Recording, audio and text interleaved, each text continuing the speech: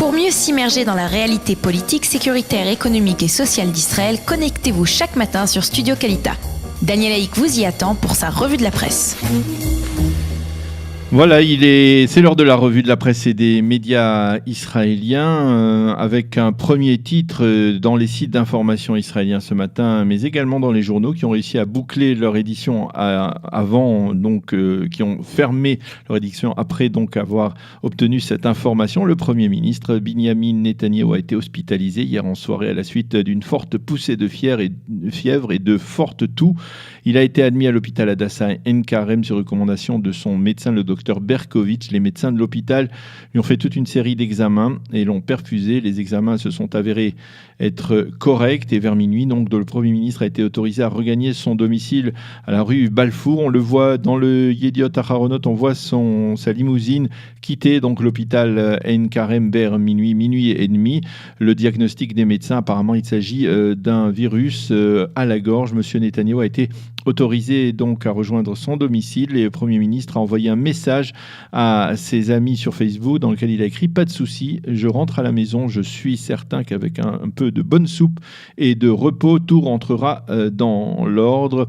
Le site Ynet rappelle que hier après-midi, le Premier ministre était l'invité d'honneur d'une convention du ministère israélien de la santé publique, justement, et on peut parler de coïncidence à ce sujet.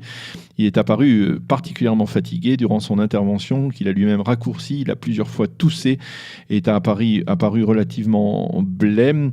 Apparemment, selon son médecin, le docteur Berkovitch, le Premier ministre n'a pas pris le temps nécessaire pour se rétablir totalement de la forte grippe dont il a souffert il y a 2 semaines au moment du vote sur le budget de l'État et il aurait donc rechuté.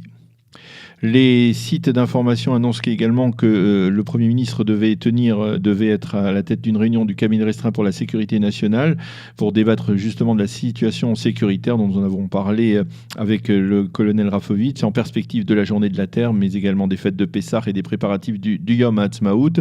Cette réunion importante a été maintenue. Il a été décidé que si M. Netanyahou ne pouvait pas y participer, eh bien c'est le ministre israélien de la Défense, Avigdor Lieberman, qui y participerait d'ailleurs à Avigdor Lieberman, qui a souhaité un prompt rétablissement au Premier ministre. Et justement, à propos de la situation sécuritaire, tous les quotidiens israéliens se font largement l'écho de ce matin de cette situation très tendue qui a permis, en particulier, de cette situation qui a permis à 3 Palestiniens de franchir impunément la barrière de sécurité entre la bande de Gaza et Israël. Les 3 Palestiniens étaient armés de grenades et de couteaux. Ils ont marché pendant plusieurs heures, une vingtaine de kilomètres à pied jusqu'à l'entrée du kibbutz de Tseilim, près de la grande base militaire d'entraînement de Tzal qui porte le même nom, avant d'être arrêtés au sein de Tzal. On a admis qu'il s'agissait d'un événement extrêmement grave. Alors bien évidemment, cette infiltration est d'autant plus stupéfiante qu'elle intervient dans le contexte donc de tensions extrêmes à 2 jours de la marche du million que prépare le Hamas dans la bande de Gaza. Les quotidiens israéliens citent les habitants des localités du pourtour de la bande de Gaza qui sont particulièrement inquiets, même furieux. Cela aurait pu se terminer par une véritable catastrophe, ont déclaré certains des élus locaux de cette région. Selon les premiers éléments de l'enquête, les 3 Palestiniens ont profité d'un épais brouillard hier matin au sud de la bande de Gaza pour franchir cette barrière de sécurité.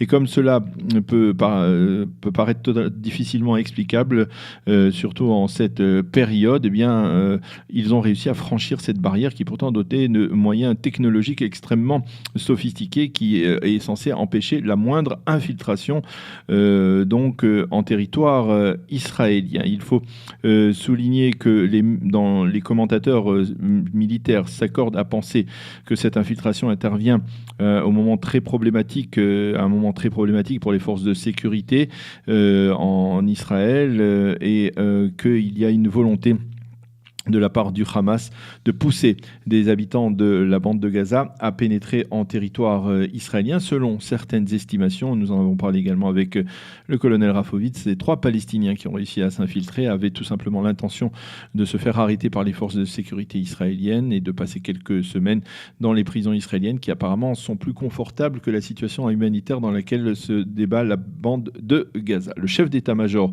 de Tsahal, le général Gadi Eisenkot, a accordé hier des entretiens aux deux principaux quotidiens, le Yediot et le Israël Hayom, des entretiens qui figurent ce matin en manchette des deux quotidiens et dont l'intégralité sera publiée dans les suppléments de Shabbat du vendredi. Dans le Yediot Aharonot, le journal titre, le général Eisenkot affirme en manchette qu'en 70 ans d'existence, l'État d'Israël est resté invincible. À propos de la tension à Gaza, le général Eisenkot affirme une partie importante de l'armée sera à la veille de Pessah autour de la bande de Gaza et nos directives sont claires, user de beaucoup de force pour empêcher les Palestiniens de pénétrer à l'intérieur du territoire israélien. À propos d'une éventuelle confrontation militaire entre Israël et l'un de ses ennemis, bien, il affirme « Il est possible que je sois encore le chef d'état-major d'une armée israélienne qui serait en confrontation, qui serait en guerre. » Et puis, enfin, ces propos, à propos des opérations secrètes qu'il a gérées en tant que chef d'état-major, le général Eisenkot affirme « La réalité, sachez-le, dépasse toute imagination ». Dans la première page du Israël Hayom, le chef d'état-major est mentionné comme citant la mise en garde, une mise en garde très sévère. Nous serons très fermes envers tout Palestinien qui tentera de pénétrer de Gaza vers Israël. Une mise en garde donc en perspective de cette marche du million qui doit conduire des dizaines de milliers de Gazaouis vers la frontière à partir de vendredi. La carence qui a permis l'infiltration de 3 Palestiniens se rajoute au déclenchement en début de semaine de l'état d'alerte rouge et de tirs de dizaines de missiles du dôme de fer qui se sont déclenchés presque automatiquement après de simples tirs de mitrailleuses lourdes de la part du Hamas. Tout cela semble donc confirmer, selon les estimations de certains experts militaires, cette hausse de tension dans cette région. Yoav Limor parle de graves carences de la part des services de renseignement israéliens, de la part des équipes d'observation qui patrouillent, qui se trouvent autour de la bande de Gaza, et également du système électronique de la barrière de sécurité, donc qui a failli et a permis à ces 3 Palestiniens de rentrer à l'intérieur du territoire israélien. Israël Hayom, toujours à propos de la tension sécuritaire, affirme que l'administration pénitentiaire israélienne se prépare à des arrestations massives de Palestiniens qui pourraient vouloir franchir donc la barrière de sécurité vendredi, avec la bande de Gaza. Et en marge de cette tension, les médias ont mentionné hier en évidence le rapport très alarmiste du contrôleur de l'État, le juge Joseph Shapira, un rapport qui stipule en termes très durs le manque total de préparation de l'armée de terre israélienne à une confrontation avec les ennemis d'Israël, et cela est valable en particulier pour les blindés israéliens. Un autre titre important dans le Israël Hayom et également dans le site Ynet, c'est officiel, le président américain Donald Trump ne participera pas à l'ouverture de l'ambassade des États-Unis à Jérusalem, qui est prévue, vous le savez, pour le 14 mai prochain. Il est possible que cette décision soit liée à une éventuelle rencontre avec le dictateur nord-coréen Kim Jong-un. Par conséquent, Donald Trump ne devrait pas également participer aux festivités du Yom HaAtzmaut, le 70e anniversaire de l'État d'Israël, donc en Israël en tout cas. Le Israël Hayom de ce matin annonce que le président de la Knesset, Yuli Edelstein, se fait menaçant. Il affirme qu'il ne participera pas à la cérémonie d'ouverture des festivités du Yom HaAtzmaut sur le mont Herzl si le Premier ministre devait y prendre la parole. Le président de la Knesset s'oppose en effet très farouchement à l'intention de la ministre de la Culture Miri Regev de faire une entorse à la tradition et de permettre ce soir-là au Premier ministre Benjamin Netanyahu de prendre la parole durant cette cérémonie. La tradition établie, il faut le souligner, veut que ce soit le président de la Knesset qui est censé représenter tous les courants de l'échiquier politique israélien et qui prennent la parole lors de cette cérémonie. Mais cette année, bien à l'occasion du 70e anniversaire, Miri Regev a eu l'idée de bousculer, la tradition et de donner la parole à Benjamin Netanyahu, ce qui est loin de faire, bien entendu, l'unanimité.